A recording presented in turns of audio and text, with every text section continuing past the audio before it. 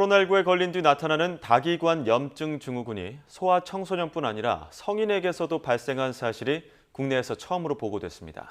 해당 환자는 코로나19에 감염돼 나왔다가 한 달 뒤에 발열과 복통이 나타나 응급치료까지 받았습니다. 보도에 박홍구 기자입니다. 지난해 유럽과 미국에서 보고되고 국내에서도 10대 초반 아이들한테서만 발생했던 이른바 어린이 괴질이 국내 성인에게서도 발생한 사실이 처음으로 보고됐습니다.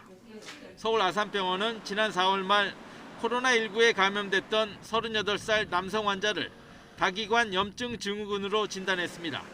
이 사례는 아산병원 김민재 감염내과 교수가 최근 대한의학회지에 연구 논문으로 보고하면서 공개됐습니다.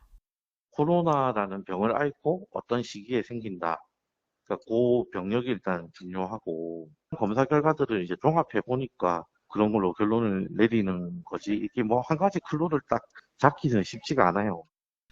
해당 환자는 3월 중순 코로나19 진단을 받았으나 가볍게 앓고 별다른 합병증 없이 회복했습니다.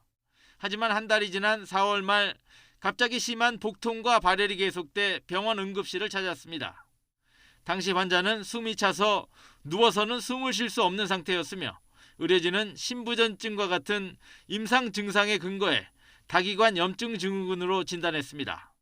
복통이니까 소화기 질환이 생긴 거고, 그다음에 호흡곤란은 말씀 심근염, 심장의 근육에 염증이 생겼을 확률이 높습니다. 그리고 호흡곤란도 물론 같이 오실 수 있고.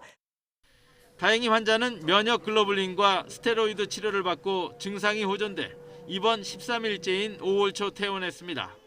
다기관 염증 증후군은 코로나19에 감염되고 수주 뒤 발열과 발진, 다발성 장기 손상 등이 나타나는 전신성 염증 반응입니다. 소아 청소년한테서 주로 나타나고 성인 발생 빈도는 매우 적은 편입니다. 하지만 성인에게 나타날 경우 3분의 1 정도가 중환자실에 입원하고 5분의 1은 쇼크가 동반되는 것으로 알려져 있습니다.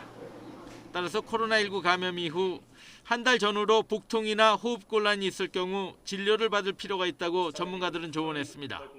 YTN 박홍구입니다.